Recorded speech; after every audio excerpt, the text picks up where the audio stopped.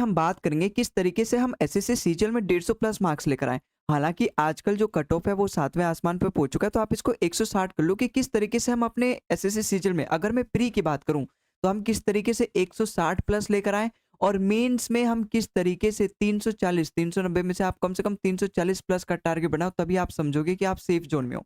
आपको कोई ना कोई नौकरी मिल जाएगी। अब एक्चुअली में क्या होता है ना, देखो हम प्रिपरेशन करते हैं, केवल इसमें ये नहीं ध्यान रखना कि हाँ, हम सारा चीज़ पढ़ रहे हैं, हम सारा सिलेबस कवर कर रहे हैं, एक टाइम टेबल बना के सब चीज़ नहीं भाई।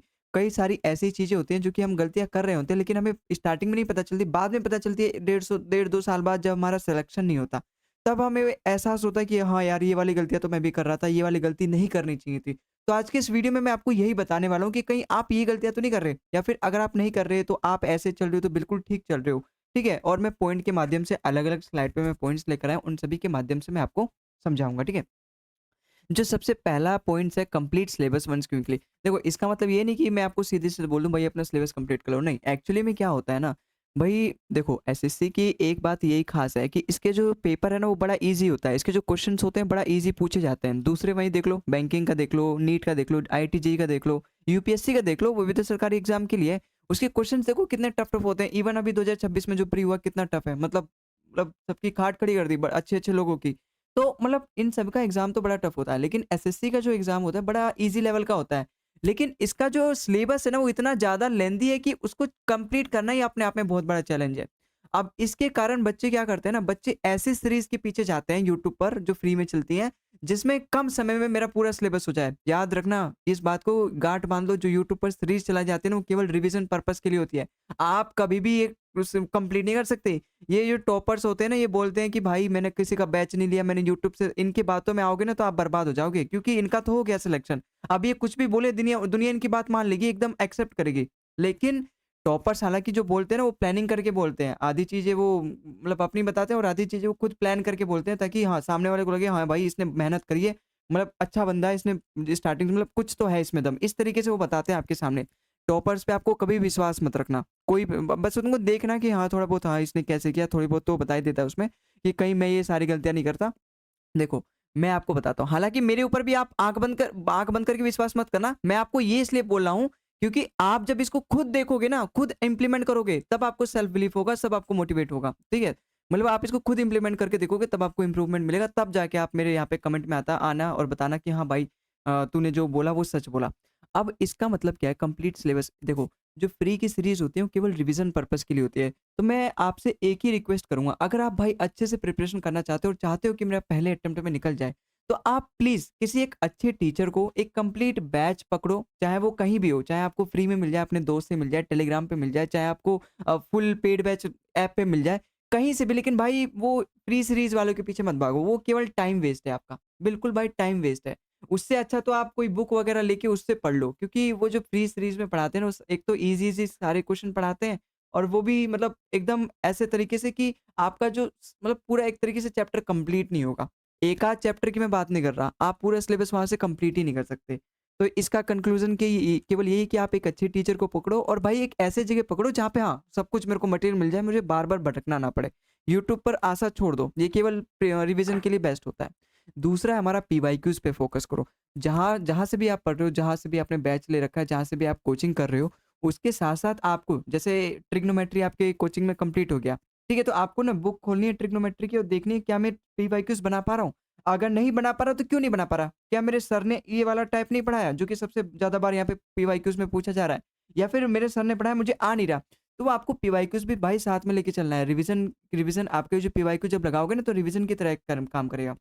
अब यहाँ डेली एक बार काट दो कि हाँ डेली चलो ठीक है, डेली आप नहीं कर पाओगे क्योंकि अभी आपका फ़ोकस रहेगा सिलेबस को कंप्लीट करना। तो आप यहाँ पे हफ्ते में एक बार लेकर लेके सकते हो, या फिर जब आपका चैप्टर कंप्लीट हो जाएगा तब आप पीवाईक्यूज़ पे फ़ोकस कर सकते हो। लेकिन पीवाईक्यूज़ ही आपका मूल मंत्र है। आप जितनी प्रिपरेशन कर रहे हो, जितना कंसेप्ट सीखने में लगा रहे हो, उससे ज़्यादा आपकी जो हेल्प करने वाली है वो प्रिपरेशन वो पीवाईक्यूज़ ही हेल्प करने वाली है। आपने कंसेप्ट सीख लिया लेकिन आपको सवाल सॉल्व करने आए नहीं, इम्प्लीमेंट करने आए नहीं। यहाँ पर फ़ॉर्मूला वाला तो केस है नहीं। भई फ़ॉर्मूला वाले तो 8वीं 9वीं वाले ज़माने गए। यहाँ तो कॉम्पिटिशन है। यहाँ पे तो आपको एक फ़ॉर्मूला बता दिया जाएगा, लेकिन सवाल इस तरीके से घुमा के पूछा जाएगा कि आपको पता करने में ही इतना समय लग जाएगा कि एक्चुअली में इसमें फ़ॉर्मूला कौन-सा लगेगा। तो वो चीज़ आप पीवाईक्यू जब करोगे तब आपको पता चलेगा। अगला है आपको मॉक टेस्ट देना है। देखो मॉक टेस्ट की इतनी ज़्यादा भूमिका है ना कि अगर मैं ये बोलूँ कि आपकी 50% प्रिपरेशन तो ऐसे होगी सिलेबस से, बुक वगैरह से, बैचेस से और लेक्चर से, और जो 50% प्रिपरेशन होगी, इवन 50% से ज़्यादा, वो आपकी मॉक टेस्ट से होगी। क्यों? क्योंकि आप वही है, वही सेम चीज़ है। आपने भाई सीख लिया कि धनुष इस तरीके से पकड़ते हैं, तीर इस तरीके से, लेकिन आपको लक्ष्य को भेदने आया ही नहीं, तो आप कैसे तीर चला पाओगे? नहीं चला पाओगे। अगर आप स्विमिंग पूल में उतरे ही नहीं और आप बस वीडियो देखते रहे कि हाँ, यूट्यूब पर भाई स्विमिंग कैसे करें, क्या आप तैर पाओगे? अगर कहीं वैसी कंडीशन आ जाएगी, नहीं तैर पाओगे। तो मॉक टेस्ट आपका एक खुला मैदान है जहाँ पे आप जाके अपना अभ्यास कर सकते हो, और जो कि बहुत ज़रूरी है। लेकिन केवल मॉक टेस्ट लगाना इम्पोर्टेंट नहीं है, इसको एनालाइज़ करना भी बहुत ज़्यादा इम्पोर्टेंट है। अच्छा, एनालाइज़ कैसे? देखो मॉक टेस्ट जो भी आप दे रहे हो ना, अब सपोज़ 200 नंबर का मॉक टेस्ट है, मतलब पहले प्री वाला हम लेते हैं, तो सपोज़ 110 नंबर आए, 110 के आस-पास नंबर आ रहे हैं आपके, ठीक है। अब ये नंबर आपके कहाँ कट रहे हैं? भाई मैंने तो टारगेट बना के चलता हूँ, मैं हर हर मॉक टेस्ट में अपना टारगेट बना के चलूँगा कि इस मॉक टेस्ट में मुझे 160 लेकर आना है। अब आए मेरे इस वाले में 110 आए, कोई डिमोटिवेटेड नहीं होना भाई, कोई बात नहीं यार, आज नहीं कल तो आएँगे, इससे डिमोटिवेट नहीं होना, ठीक है? ऐसा लग रहा है कि यार मॉक टेस्ट में भी कम आ रहे हैं, यार इतनी देर हो गई प्रिपरेशन के, नहीं होता भाई, ऐसे नहीं, ऐसे डिमोटिवेट हो जाओगे तो फिर आपका कॉन्फिडेंस लेवल कम हो जाएगा। हमें बार-बार प्रयास करना है, बार-बार गिरते रहना, बार-बार प्रयास करना है। बार-बार एक बार उठो, फिर से जागो, फिर से स्टार्ट करो, ठीक है? रीस्टार्ट करो, वो जो 12वीं फेल वाली फ़िल्म में जो बोला था।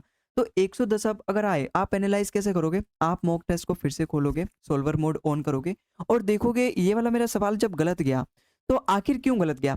ये कांसेप्ट या तो मेरे को नहीं आता, क्या ये कांसेप्ट मेरे नोट्स में है? अगर नोट्स में है तो ये मेरे से कैसे गलत गया? फिर तो आपके अंदर रिवीजन की कमी है, आपने रिवीजन नहीं किया। फिर जाके तुरंत उस चैप्टर को पूरा रिवीजन करो। अगर वो मैथ वाला है या फिर कोई वैसा सब्जेक्ट है, या फिर उस टॉपिक को जाके जल्दी से रिवीजन करो, ठीक है? और अगर वो आपके नोट्स में नहीं है, तो आप उस क्वेश्चन की एक अलग कॉपी बनाओ मॉक टेस्ट की, या फिर वहीं पे अपने उसी चैप्टर के नोट्स में उसको इंक्लूड कर लो। लेकिन इंक्लूड कर लो ताकि अगली बार जब आप रिवीजन करोगे तो उसको रिवाइज कर लोगे, ठीक है? अब ये तो पहला कंडीशन आ गया। दूसरा कंडीशन, जो आपके सवाल जो सही गए हैं, क्या आपको उतना समय लग रहा है जो बाकी का जो बाकी लोग समय दे, भाई इतने अच्छे-अच्छे प्लेटफ़ॉर्म्स हैं, अपने टेक्स्ट बुक हो गए, ओलिव बोर्ड हो गए, टेस्ट रैंकिंग, इन सब में आपको बताया जाता है कि एक्चुअली में जो बाकी के बच्चे हैं, वो अपना कितना एवरेज टाइम इस पे खर्च कर रहे हैं, इस वाले क्वेश्चन पे। कहीं आपका उनसे ज़्यादा तो नहीं है? सपोज़ कोई एवरेज टाइम है वहाँ पे, या फिर आप उस क्वेश्चन को करने में 1 मिनट लगा रहे हैं और जो वहाँ पे एवरेज दिखा रहा है वो 30 सेकंड है, तब तो आप तब भी पीछे हो। तो आपको भी कोशिश करना है कि ऐसा यहाँ पे किस तरीके से, इसको क्या ट्रिक वगैरह कोई अप्लाई हो रही है, या फिर मेरी कैलकुलेशन में मिस्टेक हो गई थी, या फिर कुछ एरर्स वगैरह, मतलब मेरे को ज़्यादा सोचना है, सवाल ही समझ में नहीं आया। तो ये भी, इस पे भी आपको काम करना होगा। अब ये काम कैसे करोगे? उस तरीके के 4-5 क्वेश्चन लगा के, और उसको थोड़ा-सा कम समय में कोशिश करोगे कि हाँ, मैं अगली बार इससे करूँगा तो कम समय में। तो ऐसे-ऐसे करते-करते आपका वो जो टाइम है वो रिड्यूस हो जाएगा। ठीक है? अगला पॉइंट है, देखो, improve speed and accuracy together, जो कि आएगा आपका मॉक टेस्ट से। भाई सबसे ज़्यादा स्पीड और एक्यूरेसी का जो फ़र्क पड़ता है वो मैथ्स में पड़ता है। देखो रीज़निंग भी बच्चों से हो जाती है, इंग्लिश और जीके जीएस तो ये तो जितना आता है आप उतना ही कर पाओगे। लेकिन मैथ्स में आपका स्पीड सबसे ज़्यादा मैटर करता है कि आप कितनी स्पीड से, हालाँकि अब तो 15-15 मिनट का सेक्शनल टाइम हो गया लगभग हर सब्जेक्ट में। आपको 15 मिनट मिल रहा है मैथ में, सोचो, जो कि मुश्किल टास्क है, अपने आप में मुश्किल टास्क है 15 मिनट में 25 क्वेश्चन करना। तो यहाँ पे सबसे ज़्यादा जो आपका मैटर करेगा वो स्पीड क्या है और एक्यूरेसी कैसी है। अब ये स्पीड कैसे होगी? देखो मैथ में अगर आपको स्पीड करनी है ना, तो सबसे पहले तो आपको टेबल याद होनी चाहिए, कम से कम 25 तक। कम से कम 25 तक तो टेबल याद होनी ही चाहिए। फिर उसके बाद आपको स्क्वायर याद होनी चाहिए 50 तक। फिर उसके बाद आपको 20 तक क्यूब याद होनी चाहिए। ये सारी चीज़ें बेसिक चीज़ें जो आपको याद होनी चाहिए। फिर उसके बाद आपको डिजिटल सम लगाने आना चाहिए कोई भी ऑप्शन वगैरह में। एलिमिनेशन मेथड लगाना चाहिए कि कोई ऑप्शन में अगर ये वाला ऑप्शन नहीं हो सकता, बिल्कुल नहीं हो सकता। फिर यूनिट डिजिट से चेक करने आना चाहिए, ये सारी चीज़ें। बाकी आप सवाल को जब पढ़ो तो उसको एक ही बार में समझ लो, ये वाली हैबिट भी आपको डेवलप करनी पड़ेगी। और ये वाली हैबिट कैसे आएगी? जब आप प्रैक्टिस करोगे, मॉक टेस्ट लगाओगे और सोचोगे कि मैं इसको कम से कम समय में बनाने की कोशिश करूँ। पहली बार में नहीं होगा, दूसरी बार में नहीं होगा, तीसरी बार में तो होगा। अरे तीसरी बार में नहीं होगा, 7वीं बार में तो होगा। लेकिन होगा तो 1 साल के अंदर ही, होगा तो 2 साल के अंदर ही। 2 साल बाद तो मेरी ज़िंदगी बदल जाएगी अगर मैं इस तरीके से मेहनत करूँगा तो। नहीं करोगे तो फिर जीवन भर ही वैसे ही फिर लेबराई का काम करना पड़ेगा, फिर मेरा क्या आपका है। अब स्ट्रेंथन मैथ्स एंड रीजनिंग, देखो ये कैसे करें? देखो एक्चुअली में इस पे मैं क्यों फोकस कर रहा हूँ, मैंने ये क्यों नहीं लिखा कि स्ट्रेंथन इंग्लिश। देखो मैथ्स और रीजनिंग एक ऐसे 2 सब्जेक्ट है ना एसएससी सीजीएल में या फिर किसी भी एग्जाम में, जो कि सबसे ज़्यादा स्कोरिंग सब्जेक्ट होते हैं। मतलब आप इसमें फुल स्कोर कर सकते हो अगर आप अपनी मेहनत अच्छे से करते हो, फुल स्ट्रैटेजी के साथ चलते हो। स्ट्रैटेजी का मतलब ये नहीं है कि मुझे सुबह उठ जाना है और अच्छे से डेली 1 घंटा ये पढ़ना है, फिर 15 मिनट रिवीजन करना है, 15 मिनट लेक्चर के बाद 15 मिनट पहले, इस क्वेश्चन को ऐसे बनाना है, ऐसे नहीं बनाना, नोट्स एकदम प्रो ये सब स्ट्रैटेजी नहीं होती। स्ट्रैटेजी का मतलब होता है किस तरीके से सीक्वेंस वाइज़ में चैप्टर पढ़ा। हर किसी की स्ट्रैटेजी अलग-अलग होती है, तो वो तो आप अपने हिसाब से देखो कि आपकी क्या स्ट्रैटेजी होगी। हालाँकि किसी आगे वीडियो में मैं एक जनरल स्ट्रैटेजी लेकर आऊँगा, ताकि आप किस तरीके से पहचान पाएँ अपनी स्ट्रैटेजी कैसे बनाएँ।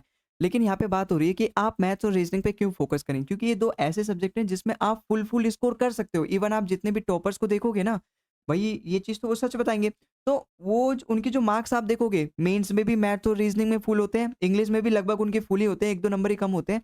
और हालाँकि मैक्सिमम जो टॉपर्स होते हैं, जो 100 रैंक्स होते हैं, उन सभी के तो लगभग फुल ही होते हैं। तो आपको अगर अच्छी रैंक चाहिए, अपनी ड्रीम पोस्ट चाहिए, तो आपको इन दोनों सब्जेक्ट में कम से कम इन दोनों में तो फुल लेकर आने पड़ेंगे। जीके जीएस में तो आप ला नहीं सकते, मैक्सिमम स्कोर कर सकते हो, 75 में से 65 ला सकते हो, 69 ला सकते हो, आए हैं बच्चों के हाईएस्ट मेंस में अगर मैं बात करूँ। भाई मेंस ही तो अपना फोकस करना है, प्री तो अपना केवल क्वालीफाई है, जो अपना मेरिट बनेगा, जो रैंक डिसाइड होगा, जो हमारी ड्रीम पोस्ट हमें कौन-सी मिलेगी, वो सबको तो मेंस के बेस पे ही मिलेगा, तो उस पे हमें ज़्यादा फोकस करना है। तो आपको इस पे फोकस करना है कि 90 आउट ऑफ 90 कैसे लेकर आएँ मेंस में, और रीजनिंग में भी 90 आउट ऑफ 90। देखो रीजनिंग में भी आपके जो 2-3 सवाल गलत जाते हैं ना, बहुत बड़ा घातक हो सकता है वो आपके लिए। 2-3 सवाल रीजनिंग में आपको बहुत पीछे कर सकता है, क्योंकि रीजनिंग में एक ऐसा सब्जेक्ट है जो थोड़ा ईज़ी सब्जेक्ट है, लॉजिकल सब्जेक्ट है, और जो मैक्सिमम टॉपर्स इसको सही करते हैं, वो मॉक टेस्ट और प्रैक्टिस करके इसको सुधार लेते हैं। तो अगर आपके इसमें गलत जा रहे हैं तो भाई बहुत पीछे हो। हालाँकि देखो एसएससी में ऐसा भी तो होता है कि अगर ये क्वेश्चन है, सपोज़ ये क्वेश्चन है, इसको कितने ज़्यादा बच्चे गलत जा रहे हैं, फिर तो आप अगर आपका गलत जा रहा है और बहुत सारे बच्चों को गलत जा रहा है, फिर तो आप उन्हीं की श्रेणी में हो। लेकिन ये ईज़ी क्वेश्चन है, ईज़ी क्वेश्चन का मतलब इसको बहुत सारे बच्चे सही कर रहे हैं, लेकिन आपका ये गलत जा रहा है, तो नॉर्मलाइज़ेशन पे आप उनसे बहुत पीछे हो जाओगे। इस तरीके से हमारा काम करता है नॉर्मलाइज़ेशन, समझ में आया? मतलब ये वाला क्वेश्चन सबको कैसा लगा, सबका रिस्पॉन्स इस वाले क्वेश्चन पे कैसा आया और आपका कैसा है, इस हिसाब से हमारा नॉर्मलाइज़ेशन होता है ये। ठीक है, तो आपको फ़ोकस करना है कि हाँ भाई, रीज़निंग तो एक ईज़ी सब्जेक्ट है, तो उसमें मेरे को कम से कम फुल स्कोर करना है, और मैथ्स में भी मैक्सिमम मतलब कम से कम फुल स्कोर तो करना ही है भाई। कोशिश करना है, बाकी कोशिश करने वालों की ही जीत होती है ना? ऐसे हार मान के नहीं बैठना। बाकी शॉर्ट नोट्स की देखो मैं बात करूँ, अगर शॉर्ट नोट्स आपको टाइम मिलता है तो बना लो, वरना कोई बात नहीं शॉर्ट नोट्स बनाने की। आपके जो लॉन्ग नोट्स हैं, उन्हीं पर आप निर्भर करो, और उसके बाद बाकी जो पीवाईक्यूज़ वगैरह उनको लगाओ। शॉर्ट नोट्स ऐसे अलग से बनाने की ज़रूरत नहीं, इतना टाइम नहीं होता। लेकिन हाँ, जैसे आपके पास ये रिवीज़न कैसे करते हैं, जैसे ये भी देख लो, साथ-साथ आप ऐसे भी शॉर्ट नोट्स बना सकते हो। सपोज़ ये मेरा सबसे बड़ा वाला नोट्स है, ठीक है? जो कि लगभग 20-25 पेज का है, 20-25 पेज का है। अब मैं मान के चलता हूँ आप इसको एक ही दिन में रिवाइज़ नहीं करते, आप डेली कम से कम 4 से 5 पेज रिवाइज़ करते हो। तो आप एक पेज ले लो, ठीक है? और एकदम अच्छे-अच्छे से नहीं बनाना नोट्स की, ताकि आप इसको इस शॉर्ट नोट्स बनाने लगे, एकदम अच्छे-अच्छे से फूल पत्तियाँ बनाने लगे, बॉर्डर बनाने लगे यहाँ पे। नहीं, नहीं, नहीं, नहीं, नहीं। इस पेज को खोलना है। अब ऐसा करना है कि हर 4-5 पेज का आधे पेज में या फिर 1 पेज में आ जाए, वो आपका शॉर्ट नोट्स होता है। तो जब भी आप इसको रिवाइज़ करने जाओ, तो बड़ा वाला नोट्स पकड़ो और यहाँ पे रिवाइज़ करते जाओ, और यहाँ पे ऐसे लिखते जाओ बस। हाँ, ये वाली चीज़ है, इम्पोर्टेंट इम्पोर्टेंट चीज़, या फिर इस तरीके से लिखो कि आप यहाँ पे कीवर्ड कीवर्ड लिख दो। इस कीवर्ड को देखते ही मुझे पता चल जाएगा कि एक्चुअली में ये क्या है। उस कीवर्ड को देखते ही आपका रिवीजन हो जाना चाहिए पूरा। समझ में आया? जैसे माइंड मैप की तरह होता है, तो ये भी एक बहुत ज़्यादा हेल्पफुल कर सकता है आपको एग्ज़ाम में लास्ट जो वीक होता है या फिर लास्ट डे होता है, उस समय ज़्यादा हेल्पफुल कर सकता है आपका, ठीक है? अगला जो है हमारा गेसिंग करना। देखो क्योंकि ये नेगेटिव मार्किंग वाला एग्ज़ाम है, अगर मैं प्री की बात करूँ तो उसमें आपकी 0.5 की नेगेटिव मार्किंग होती है, मेंस में 1 नंबर की नेगेटिव मार्किंग होती है। मतलब अगर मेंस में अगर आपके 3 नंबर का एक क्वेश्चन होता है, ठीक है? 3 नंबर का एक क्वेश्चन होता है, अगर आपका एक क्वेश्चन गलत गया तो 3 नंबर तो आपको कटेंगे, लेकिन 1 नंबर और कट जाएगा, कुल मिला के आपके 4 नंबर कट जाएँगे। तो नेगेटिव मार्किंग यहाँ पर बहुत ज़्यादा मतलब हमारा नुकसान कर देता है। तो आपको गेसिंग को अवॉइड करना है। अगर आपको आता है तो ठीक है, वरना माइनस नहीं करवा देने अपने नंबर, ठीक है? तुक्का वगैरह भी लगाना होता है तो बहुत मतलब स्ट्रैटेजिकली लगाना पड़ता है, बहुत सोच समझ के लगाना पड़ता है, ठीक है? तो यहाँ पे गेस करना तो बिल्कुल भाई कोई छूट नहीं देना है। अच्छा, प्रैक्टिस करना है सेक्शनल टेस्ट डेली। देखो ये मैं क्यों बार-बार फ़ोकस कर रहा हूँ मॉक टेस्ट पे, आप माना कि हाँ, चलो मॉक टेस्ट अगर आप डेली नहीं लगा पा रहे, क्योंकि मॉक मॉक टेस्ट में ही लगाने में समय लगेगा, फिर उसको बहुत एनालाइज़ करने में, उसका फिर रिवीजन करने में, फिर आप सिलेबस कैसे कंप्लीट करोगे, सिलेबस में भी आपको थोड़ा बहुत पढ़ना है जो बाकी रह गया। तो मैं मान के चलता हूँ अगर आप फुल मॉक टेस्ट नहीं लगा रहे, कोई बात नहीं, फुल मॉक टेस्ट मत लगाओ, सेक्शनल लगा लो। भाई किसी दिन मैथ का लगा लो, किसी दिन केवल इंग्लिश इंग्लिश का लगा दो, किसी दिन रीजनिंग का लगा दो, किसी दिन केवल केवल जीके जीएस का लगा दो, या फिर चैप्टर वाइज मॉक टेस्ट लगा दो। हालांकि मैं बोलूंगा सेक्शनली लगाओ। मॉक टेस्ट आप तभी लगाओ जब आपके 70% उस सब्जेक्ट में सिलेबस कंप्लीट हो जाए, और फिर उसके बाद आप सेक्शनल लगाने लगो। मतलब केवल केवल मैथ्स का लगाओ या केवल केवल इंग्लिश का लगाओ। इससे क्या होगा ना कि आपका मॉक टेस्ट में लगाने में भी कम से कम 15-20 मिनट लगेगा, और उसके बाद उसको एनालाइज़ करने में भी कम से मतलब आपका 1 घंटे में सब कुछ सुलझ जाएगा। और इससे ये भी होगा कि हाँ भाई, आज मैंने मॉक टेस्ट लगाया है और मेरे पास उसका ट्रैक रिकॉर्ड है। तो आपका मॉक टेस्ट वाला जो कंसिस्टेंसी है वो ब्रेक नहीं होगा। जो एक्चुअली मॉक टेस्ट जब हम लगाते हैं तो हमारा ब्रेन एक्चुअली सीखता है कि किस तरीके से हमें कंटिन्यूअसली मैक्सिमम एफिशिएंसी के साथ काम करना है ना? वरना कोई भी आप मॉक टेस्ट नहीं लगाओ, आपको अभ्यास ही नहीं है अपने दिमाग को यूज़ करना मैक्सिमम एफिशिएंसी में। मैक्सिमम एफिशिएंसी के साथ तो मॉक टेस्ट जब आप रियल एग्ज़ाम दोगे, तो आपका दिमाग वैसे ही रिस्पॉन्स करेगा जैसे नॉर्मल समय में करता है। लेकिन जैसे आप उसको डेली ट्रेनिंग करोगे कि भाई अब मैं मॉक दे रहा हूँ, अब मुझे एकदम फ़ोकस के साथ देना है, बर अगल-बगल कुछ भी हो मुझे कोई फ़ोकस नहीं करना। तो ये एक आपकी हैबिट धीरे-धीरे डेवलप होगी और आप अपनी मैक्सिमम स्कोर कर पाओगे मॉक टेस्ट में। तो ये फ़ायदा होता है भाई मॉक टेस्ट लगाने का डेली, चाहे वो सेक्शनल हो, चाहे वो फुल मॉक लगाओ। वो आप अपनी कैपेसिटी के हिसाब से लगाओ। अब ये कंसिस्टेंसी बहुत ज़्यादा इंपॉर्टेंट होती है, वो भी 4 से 6 महीना। मैं देखो जो बच्चे प्रिपरेशन करते हैं ना 2 साल के आस-पास, अगर मैं मान के चलूँ एवरेज बच्चा जो टॉपर होता है, चाहे हर कोई बच्चा लगभग 2 साल का देता है। ये जो बोलते हैं ना कि मैंने 3 महीने में एग्ज़ाम निकाल दिया, मैंने 15 दिन में मतलब ये अ, 4 महीने में मैंने एग्ज़ाम निकाल दिया। एक्चुअली में उनकी जो बैकग्राउंड प्रिपरेशन होती है, बैकग्राउंड इतना मजबूत होता है, वो सब कुछ ले दे के डेढ़ 2 साल के आस-पास आ जाता है, ठीक है? तो मतलब 4 और उस डो 2 साल की अगर मैं बात करूँ ना, तो उसमें से केवल 6 महीना या फिर 4 महीना ही ऐसा पीरियड होता है जिसमें वो जम के पढ़ाई करता है।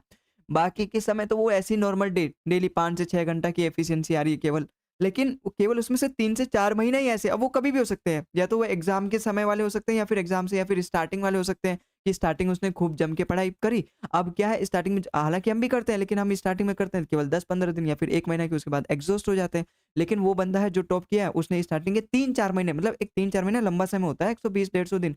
तो उसने 3-4 महीने एक अपने दिमाग को रगड़ा है। अब उस 3-4 महीने में उसका जो ब्रेन की पावर है, जो क्षमता है, वो इतनी ज़्यादा बढ़ गई है ना, उसके बाद अगर वो डेली 4-4 5-5 घंटा भी पढ़े, तो वो कवर कर लेता है पूरा सिलेबस। सपोज़ मैं बिगिनर हूँ, मुझे एक चीज़ एक ही बार में समझ में नहीं आती, तो मेरे को 3-4 बार पढ़ने पड़ेगा। लेकिन वही मैंने 3-4 महीने करी स्टार्टिंग, एकदम जम के पढ़ाई करी, एकदम फुल फ़ोकस के साथ अपने को कूड़ा कर लिया, रगड़-रगड़ के एकदम, कोई सोशल मीडिया नहीं, कोई फालतू की चीज़ें नहीं। तो 3-4 महीने में मैं इतना डेवलप कर लूँगा ना, जितना मैंने 3-4 साल में मेहनत नहीं कर पाऊँगा। समझ गए आप? और फिर उसके बाद जो भी मैं मेहनत करूँगा ना, वो उस एफिशिएंसी के साथ, उस अंडरस्टैंडिंग लेवल के साथ करूँगा, जो मैंने 3-4 महीने में डेवलप करी है। फिर मेरे को सारी चीज़ें एक ही बार में समझ में आने लगेगी। ऐसी चीज़ें काम करती हैं भाई, ठीक है?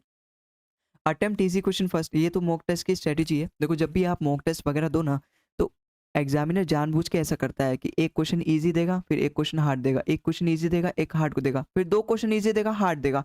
इस तरीके से वो जानबूझ के करता है और आपको इसमें फँसना नहीं है, माया है भाई यहाँ पे। वो माया की जाल बिछाता है, लेकिन आपको इस माया की जाल में फँसना नहीं है।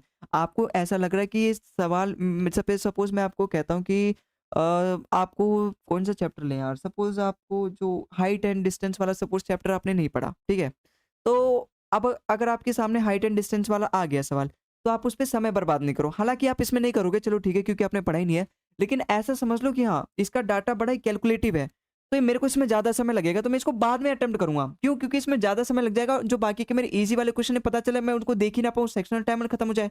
तो जो ईज़ी क्वेश्चन है, जिसमें आप एकदम फुल कॉन्फिडेंस हो कि हाँ भाई, इसको अगर मैं करूँगा तो फुल का फुल नंबर लेकर आ सकता हूँ, पहले आप उनको करो। हालाँकि उसमें तो एसएससी के जो मॉक टेस्ट होते हैं, इनमें तो आता है ना mark for review, review later, इस तरीके के ऑप्शंस आते हैं। आप उसको मार्क फॉर रिव्यू कर दो, लास्ट में उसको अटेम्प्ट करना। तो जो ईज़ी वाले क्वेश्चन हैं उनको पहले करना, ठीक है? समझ में आया ये बात? हालाँकि आप इसको करते होंगे अपने डेली, यही तो चीज़ें हैं जो हम मॉक टेस्ट देते हैं तो सीखते हैं। बाकी वोकैब्युलरी और ग्रामर सब्जेक्ट, देखो ये दोनों सब्जेक्ट ऐसे हैं ना, ग्रामर तो चलो ठीक है, ग्रामर आप वीकली रिवाइज़ कर सकते हो या फिर हर 10 दिन पे रिवाइज़ करते हो। लेकिन वोकैब्युलरी को आपको ना, देखो वोकैब्युलरी एक ऐसा सब्जेक्ट है जिसमें आपको डेली रिवीजन माँगता है भाई वोकैब्युलरी, ठीक है? तो आपको वोकैब को एक ऐसा एक अलग से समय बना लेना चाहिए, या फिर लाइब्रेरी में जाते ही, या फिर लाइब्रेरी मतलब लास्ट के समय, मतलब शाम के समय, रात के समय सोने से पहले, या फिर सुबह उठते ही, या फिर दोपहर में जब भी आपका मतलब हो समय, आपको एक ऐसा समय बना लेना चाहिए कि आधे घंटे या फिर 1 घंटा में डेली इस समय एक फिक्स बनाना चाहिए, कि ताकि मेरा ब्रेन उस समय ट्रेंड हो जाए कि उस समय मैं अपनी मैक्सिमम एफिशिएंसी के साथ इस वोकैब्युलरी को कवर करूँगा। उस समय मतलब मेरा जो ब्रेन है वो उसी के लिए बना हुआ है, इस तरीके से कि उस फिक्स टाइम में मुझे इस वोकैब्युलरी को करना है, और ऐसा काम आपको डेली करना है जब तक आपका पेपर वगैरह नहीं हो जाता तो। ठीक है, 1 आध दिन का बीच में छुट्टी होती है, चल जाता है, लेकिन आपको कंसिस्टेंसी के साथ भाई करना पड़ेगा, और ग्रामर आपको 8-10 दिन में, क्योंकि इसमें रूल्स वगैरह रटने होते हैं इतने सारे, कहीं भूल गए तो फिर अलग ही दिक्कत हो जाएगी। तो वोकैब्युलरी पे तो आपको डेली फ़ोकस करना है, ग्रामर आप वहाँ पे या तो वीकली कर सकते हो या फिर हर 8-10 दिन में कर सकते हो। ये शॉर्टकट ट्रिक तो देखो आप जहाँ पर भी पढ़ोगे अपने टीचर से, मैथ्स वगैरह, इंग्लिश में तो ख़ैर कम होते हैं, रीज़निंग वगैरह, तो वही आपको सिखाएँगे। तो उन ट्रिक्स पर थोड़ा-सा ज़्यादा मतलब फ़ोकस भी करना, क्योंकि एसएससी में जो ज़्यादातर सवाल आते हैं, आप ही बताओ ना, 15 मिनट में 25 सवाल करने होते हैं। अब 25 सवाल ऐसे तो नहीं देगा एग्जामिनर कि सारे सवाल एकदम एक-एक पेज के सॉल्यूशन वाले होंगे। एक-एक पेज के बिना मतलब सब में इक्वेशन बनानी पड़ेंगी 3-3 4-4 नहीं। उसमें से मैक्सिमम का मतलब 21 से 22 क्वेश्चन तो ऐसे होंगे जो कि वन लाइनर वाले क्वेश्चन होंगे। एक ही लाइन में सवाल के आंसर हो जाने चाहिए। अब वो कैसे सीखोगे आप? अब वो आपका टीचर सिखाएगा, आप अपने टीचर पे डिपेंड करो, है ना? तो अब आपको वो सपोज़ एक्स लेके ट्रेडिशनल मेथड आता है तब तो आप कैसे करोगे? तो आप किसी ऐसे टीचर को पकड़ो जो कि आपको शॉर्टकट तरीके से सिखाए। आप जानो इधर-उधर की मट सोर्स ऑफ मटेरियल से कि हाँ, ऐसे सवालों को कैसे करते हैं, मोस्ट इम्पोर्टेंट है। मैंने कई बार इसको मॉक में देखा है, तो उसकी कुछ ना कुछ शॉर्टकट ट्रिक ज़रूर होती है, जो मोस्ट पॉपुलर होते हैं, जो बार-बार आते हैं ना, तो टीचर्स होते हैं या फिर जो बच्चे होते हैं, वो खुद ही उसका शॉर्टकट ट्रिक बना देते हैं। क्योंकि वही वो इम्पोर्टेंट है, बार-बार आ रहा है तो इसका कुछ करना पड़ेगा। तो उस ट्रिक्स का भी इस्तेमाल करना आप सीखो। हर चीज़ें आप केवल एकदम प्रॉपर सॉल्यूशन करोगे तो बहुत ज़्यादा इतना समय नहीं होता। 15 मिनट में आप 25 क्वेश्चन में से 10 क्वेश्चन देख भी नहीं पाओगे, ठीक है? बाकी स्लीप और हेल्थ ये तो सबसे इम्पोर्टेंट है। अगर आपकी हेल्थ अच्छी है तो आप मैक्सिमम एफिशिएंसी आप ही देखो ना, जिस दिन आप अगर 3-4 घंटे सोते हो, उसके अगले दिन आपकी जो एफिशिएंसी वो कम आपको दिन भर ऐसा लगेगा यार थका। लेकिन अगर आप अपनी नींद पूरी करते हो 6 घंटा, मिनिमम 6 घंटा, ना 6 घंटा से ज़्यादा ना मिक्स इसका ही आदत डालो कि मुझे 6 घंटा सोना है, ना 6 घंटा से ज़्यादा, ना 6 घंटे से कम। इसका ही आदत बनाओ और फिर जो अगले आपके जो 18 घंटे होंगे, अगर मैंने उसमें 4 घंटे चलो खाना-पीना, नहाना-धोना ये सब भी निकाल दिया, तो जो बाकी के अपने होंगे 14 घंटे, उसमें तो आप मतलब अपनी मैक्सिमम एफिशिएंसी के साथ काम कर सकते हो। अच्छा चलो 2 घंटा और निकालो बीच में 15-15 मिनट का ब्रेक, 12 घंटा तो आप मैक्सिमम एफिशिएंसी के साथ देते हो। वहीं अगर आप केवल 3 से 4 घंटा सोते हो और सोचो कि मैं 20 घंटा काम करूँगा, इम्पॉसिबल है भाई, नहीं कर पाओगे, ठीक है? इलॉन मस्क को जाने दो, उसको करने दो। उसकी बात अलग है, वो उसने बहुत दिनों से अभ्यास किया है, आपको भी फिर वैसे ही अभ्यास करना पड़ेगा, ठीक है? तो 3-4 घंटे आपको अभ्यास करने में ही 1 साल निकल जाएगा और 1 साल तो आपके प्रिपरेशन वाली टाइम है, तो आप केवल 6 घंटे की अपनी नींद पूरी करो और जो बाकी का समय है, 18 घंटे, उस पे आपको फ़ोकस करना है कि किस तरीके से मैं इसको मैक्सिमम यहाँ से अपना गोल वगैरह अचीव कर पाऊँ, ठीक है? आप 4 घंटे भी पढ़ रहे हो और एकदम फुल एफिशिएंसी के साथ मतलब आपका 4 घंटे में 4 घंटा एफिशिएंसी आ रहा है, आउटपुट निकल के आ रहा है, वो बेस्ट है। अगर आप 8 घंटे पढ़ रहे हो और केवल 2 घंटे की आउटपुट आ रही है, बताओ कौन-सा बेस्ट है? यहाँ पे 4 घंटे की नहीं है। हमें सिटिंग पे फ़ोकस नहीं करना है, हमें इस पे फ़ोकस करना है कि आज मैंने कितना पढ़ा है। आज मैंने पढ़ा है तो क्या कुछ पढ़ा भी है या फिर मतलब आज का पूरा दिन बर्बाद गया है, सोशल मीडिया पे गया है, ये सारी चीज़ें होती हैं भाई, ये सब चीज़ें हमें देखनी पड़ती हैं, ठीक है? आई होप आपको समझ में आया होगा। ठीक है? बाकी ये टाइम टेबल वगैरह की अगर मैं बात करूँ तो देखो टाइम टेबल आपको नहीं बनाना चाहिए। मैंने टाइम टेबल बना-बना के कॉपियाँ भर रखी हैं अपनी 10वीं 12वीं में, कुछ काम नहीं आया। अंततः में जो आज मैंने इतनी सारी चीज़ें अपना एक्सपीरियंस शेयर करूँ, आज मैं जैसे करता हूँ, तो मैं सपोज़ इस तरीके से एक अपना पेज बना लेता हूँ छोटा-सा और उस पे टारगेट लिख देता हूँ। ज़्यादा बड़े-बड़े टारगेट भी नहीं लिखता कि हाँ, मुझे आज पूरी ट्रिग्नोमेट्री, पूरा अलजेब्रा, पूरा पॉलिटी रिवाइज़ करना, नहीं। छोटे-छोटे देखो यहाँ पे रियलिस्टिक स्टडी, रियलिस्टिक का मतलब यही है कि जो हो सके पूरा, पॉसिबल हो उसको करना। तो छोटे-छोटे टारगेट्स बनाता हूँ ताकि कंप्लीट हो तो एक मोटिवेशन लगता है कि हाँ भाई मैं हो रहा है, कुछ आगे बढ़ रहे हैं। तो छोटे-छोटे आपको टारगेट बनाने हैं और इस तरीके से बनाने हैं कि मुझे शाम को सोने से पहले इसको कंप्लीट करना ही करना है। ये नहीं कि दिन दिन भर अपने मज़े करो और फिर यार कंप्लीट नहीं हुआ, फिर अगले दिन आपको और डिमोटिवेट हो जाएगा। तो आपको छोटे-छोटे टारगेट बनाने हैं, अपनी कैपेसिटी के हिसाब से स्टार्टिंग में थोड़े-थोड़े बनाओ, केवल 2 से 3 टारगेट बनाओ, फिर धीरे-धीरे जैसे-जैसे आपकी कैपेसिटी बढ़े, ऐसा केवल आपको 1 से डेढ़ साल करना पड़ेगा। नौकरी लग जाने के बाद कौन देखेगा इन सब चीज़ों को?